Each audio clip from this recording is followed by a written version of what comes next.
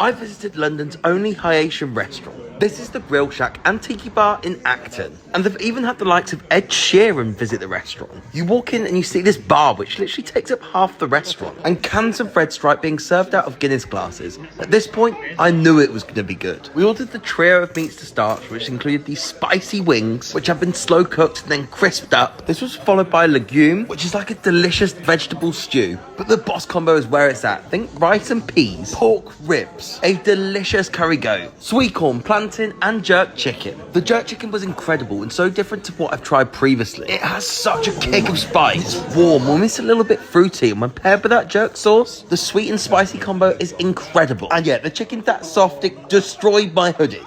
It's a good job I'm not wearing a white t-shirt. The curry goat is my favourite I've tried to date. The meat is super soft, it literally just falls off the bone. And it's just cuddled by flavour from all those aromatic spices. And to finish things off, this was the Haitian fry set, which comes with diri don don, which is like a sticky mushroom rice. And it is a must order if you're visiting here. As well as tasso, which is a beef dish, and griot with a dipping sauce, which again had a huge kick of spice, but absolutely delicious. If you can't take a date, take a mate, enjoy.